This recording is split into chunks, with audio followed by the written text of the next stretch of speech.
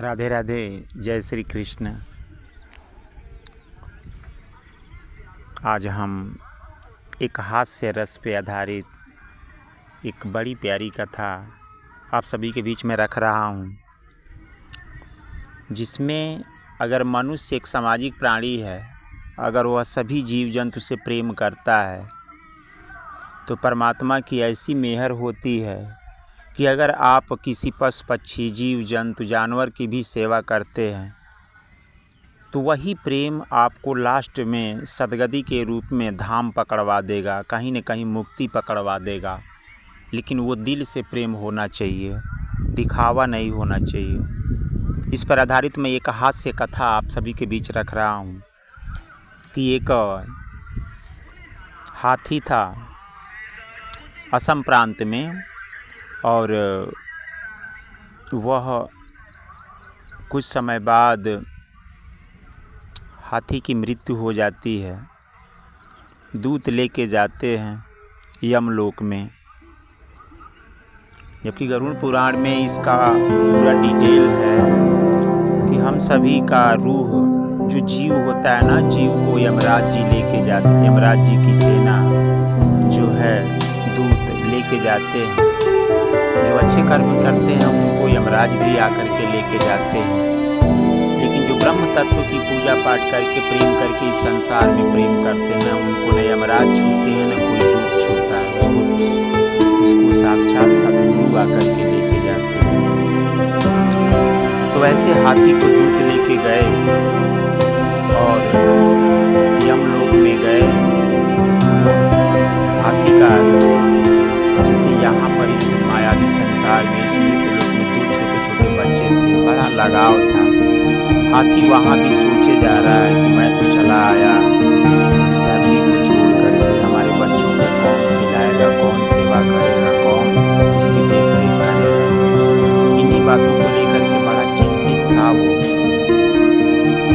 तब तक कुछ दूत लगे हंसने की, देखो अभी भी कितना मोह बंधन में ये फंसा हुआ है कि यहाँ आने के बावजूद भी उसी मृत्युलोक की बाल बच्चों का इसका ख्यालात है दिमाग पर, और ये अपने आप को बड़ा शक्तिशाली प्राणी समझता है। इतना बड़ा प्राणी है और इतना बड़ा प्राणी की बुद्धि इतनी छोटी है कि अभी इसको मोह कितना लगा हुआ है। हाथी ने जवाब दिया कि रियल में मैं उस मृत्युलोक का, उस पृथ्वी का मैं बड़ा प्राणी हूँ, लेकिन हमसे जो छोटा प्राणी है वहाँ पर मानव की जो बस्तियाँ हैं जिसमें मानव रहता है, कभी आप मानव, जिंदा मानव की पाला आप लोग नहीं पड़े हो। क्योंकि जितने मानव मर जाते हैं उन्हीं मरे हुए जीव को आप लेके आते हो या अपना शरीर बना करके, कभी आप जिंदा मनुष्य से पाला पड़ जाए तब आप लोगों की बुद्धि काम करेगी, तब आप लोग हंस मुझ पर देख करके हंसे जा रहे हो, तब आप लोगों की हंसी का पता लगेगा। दूतों ने जा करके यमराज जी से कहा, ये हम सभी को, जब हम लोगों ने इससे कहा तो हम सभी को ये भी ताना मारना शुरू कर दिया है। कह रहा है कि कभी जिंदा मनुष्य से पाला पड़ जाए तब आप लोगों की बुद्धि मैं जानूंगा कि आप कितने बलिष्ठ हो। यमराज जी को अहंकार आ गया। यमराज जी ने कहा कि ऐसा है, 4 दूतों को आदेश दिया कि तुम लोग मृत्युलोक पे जाओ और जाकर के जिंदा मनुष्य को उठा के लेके आओ। हाथी जिस असम क्षेत्र में मरा हुआ था, उसी क्षेत्र में एक व्यक्ति अपनी खेत की रखवाली कर रहा था। खेत में ही वो सोता था, चारपाई बिछा कर। चारों दूत आए और पूरी चारपाई सहित उसको हवा में लेके लगे हुए। तो जो वो किसान था वो मक्का की खेती किया हुआ था, तो वह खेत में से ही मक्का को बेचता था। तो वो कलम कापी सब अपने पास रखता था। कोई 10 भुट्टा, कोई 20 भुट्टा लेके खेत में जाता था, क्योंकि पहाड़ों पर छोटी छोटी खेतियाँ होती हैं। तो वह कापी और कलम रखा हुआ था। जब कुछ दूर ऊपर उड़ा, हवा का तेज इसको झोंका लगा, जब आँख खोला तो देख रहा है कि बड़े बड़े दांत, बड़े सर, काले काले बाल लिए हुए ये 4 दूत हमें लेके जा रहे हैं। फिर अपने शरीर को स्पर्श किया कि क्या मैं मर गया हूँ कि जीवित हूँ। तो देखा कि पूर्णतः यह जीवित अवस्था में है। उन्होंने कलम और कापी निकाला और उस पर लिखा कि आज से मैं इस यमलोक का सर्वे सर्वा मालिक नियुक्त करता हूँ। और नीचे आज्ञा से लिख दिया, आज्ञा पर जहाँ पर आज्ञाकारी जहाँ शब्द था वहाँ पर लिखा नारायण भगवान। और ये कागज को मोड़ करके अपने जेब में रख लिया। दूत लेकर के यमलोक पहुँचे, उतारा गया, यमराज के सामने लाया गया। तो यमराज कहे कि ठीक है, इसको लेकर के बाद में अभी आओ। कुछ समय तक बाहर इसको छोड़ दिया गया। व्यक्ति चुपचाप बैठा हुआ, क्योंकि जिंदा गया हुआ है। तो वहाँ उन्होंने क्या किया, एक दूत को बुलाया और जो पॉकेट में जो चिट्ठी लिखा हुआ था कि आज से सर्वे सर्वा मैं यहाँ का मालिक नियुक्त करता हूँ, आज्ञा नारायण जी, ये कागज़ निकाल करके दे दिया दूत को। कहा कि यमराज जी को ला के पहुँचा दो। वह दूत यमराज जी को लेकर के पास गया और यमराज जी को दिया। यमराज जी ने उस पत्री को पढ़ा। पत्री को पढ़ते ही उन्होंने क्या किया कि ला करके इस मनुष्य को, जो इस पर वह फैसला लेते थे, उस फैसला वाले गद्दी पर भू विचार नामक जो सिंहासन है यमलोक में, उस भू विचार वाले सिंहासन पे ला के बड़े आदर के साथ मनुष्य को बैठाया गया। क्योंकि वो लेटर में लिखा गया था कि आज से सर्वे सर्वा, आज से यह मालिक नियुक्त करता हूँ। और आज्ञा में नीचे लिखा गया था नारायण भगवान। उन्होंने यमराज भी समझे कि ये नारायण जी का ही ये लेटर लिखा हुआ संदेश लेके आया है, उनकी आज्ञा है, चलो आज से यही मालिक रहेगा।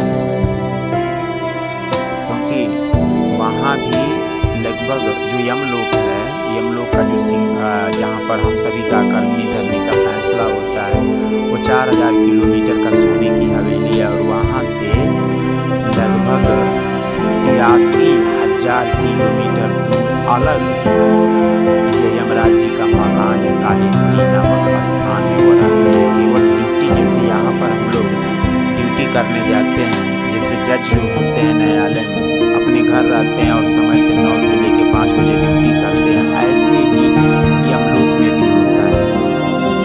यमराज जी अपने मकान को वापस चले गए। अब यह जिंदा मनुष्य लगा सोचने की आज से मुझे जो मौका मिला हुआ है सभी का कर्मों का फल का निरीक्षण करने के लिए, तो जितना मिला है उतना मिला है, क्यों ना हम अपने जीवन काल में कुछ ऐसा कर दूं कि धरती वाले जितने भी आए तो मेरा गुण गाते रहें, मेरा नाम लेते रहें। अपने दिमाग में एक फैसला बनाया और बनाने के बाद से कहा कि जितने भी मनुष्य मर के आएंगे, किसी को मृत्यु लोक में आने वाले हर प्राणी को मैं स्वर्ग बैकुंठ भेजूंगा। दिमाग में बना लिया। और अगले दिन से जितने भी प्राणी दूध लेके जाते थे मरने के बाद से उस जीव को, तो सभी को आदेश दे दिया कि किसी को स्वर्ग ले जाओ, किसी को बैकुंठ ले जाओ, किसी को तपलोक लेके जाओ। ऐसे करते करते लगभग 10-15 दिन व्यतीत हुआ और बैकुंठ लगा भरने। जितने प्राणी मर के जाते सीधे स्वर्ग और बैकुंठ भेजता है। अब भगवान विष्णु बैकुंठ के अधिपति हैं। उन्होंने देखा कि अरे भाई, मृत्यु लोक में कौन ऐसा साधु संत सतगुरु पहुंच गया है कि जो इतने अच्छे कर्मों को बता रहा है कि सारे लोग बैकुंठ में आ रहे हैं, जरा चल के मैं भी देखूं। भगवान विष्णु यमराज जी के पास आते हैं यमलोक में और जाके पूछते हैं कि आज पृथ्वी पर कौन ऐसा संत महर्षि पहुंच गया है जो अच्छे सत्कर्म को दीक्षा दे रहा है कि हमारा पूरा बैकुंठ भरे जा रहा है, आप सभी लोगों को बैकुंठ भेजे जा रहे हैं। तो उन्होंने क्या किया, यमराज जी ने उस चिट्ठी को निकाल करके सामने रख दिया। कहा कि जो आप इस पर लिख के भेजे हैं वहाँ से एक जिंदा मनुष्य हम बुलवाए हैं, और उसी मनुष्य को तो आपने आदेश दिया कि आज से सर्वे सर्वा मालिक नियुक्त रहेगा, और वह नियुक्त है भी, और उसी के आदेश पर सारे बैकुंठ भरा जा रहा है। तो आपका यहाँ पर हस्ताक्षर है, देखिए। भगवान विष्णु कहे कि वो जिंदा मनुष्य आया है, अपना दिमाग का प्रयोग कर दिया है। अब इन्होंने कहा कि ठीक है, उस मनुष्य से मिलवाओ। मनुष्य के पास लेके गए। मनुष्य देखते ही हाथ जोड़ करके गद्दी पर से उतरा, उनके चरणों में दंडवत प्रणाम किया। फिर भगवान विष्णु पूछे कि ये चिट्ठी हाथ में लेकर के ये मैं तुमको कब दिया था साइन करके? ये चुपचाप खड़ा है, कुछ नहीं बोले जा रहा है। भगवान विष्णु कहे कि अच्छा ये बताओ कि जो बुरे कर्म किए हैं उनको वैकुंठ भेज दिए। एक काम करूँ, मैं वहाँ से सभी लोगों को भेज रहा हूँ पुनः, और फिर यहाँ पर लेखा जोखा होगा और उसको नरकों में, स्वर्ग में, जहाँ भी मैं जैसे कर्म होगा वैसे उसके हिसाब से भेजा जाएगा। तो उन्होंने कहा कि अच्छा, आप तो जाके इस मृत्यु लोक में भागवत गीता का संदेश सुनाएं। बहुत से अवतार लेकर के अपना अपना वेदों के माध्यम से, शास्त्रों के माध्यम से इस संसार को बताए कि जो मेरा दर्शन करता है, भक्ति करते हुए, भजन करते हुए जो मुझे दर्शन को प्राप्त हो जाता है, मैं उसको अपने धाम में बुला लेता हूँ। तो ये सभी जीव वैकुंठ गए हैं, रोज आपका साक्षात्कार करते हैं, तब कैसे वह वापस जाएंगे? अगर आप भेजना ही चाहते हो तो मैं जाऊंगा, तो जाके बोल दूंगा कि जितने भी आपने इस मृत्यु लोक में भागवत गीता में कही है, जो भी बातें आपने कहा है कि मुझे दर्शन करने वाला व्यक्ति मुझे प्राप्त होता है, तो मैं बोल दूंगा कि सारा का सारा आप पुस्तक में गलत लिखे हैं।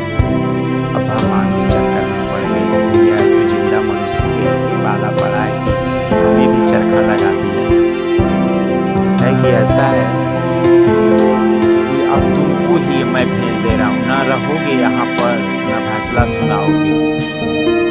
यमराज जी को उन्होंने कहा कि यमराज जी एक मृत्यु लोक में फिर पुनः भेज दिया जाए।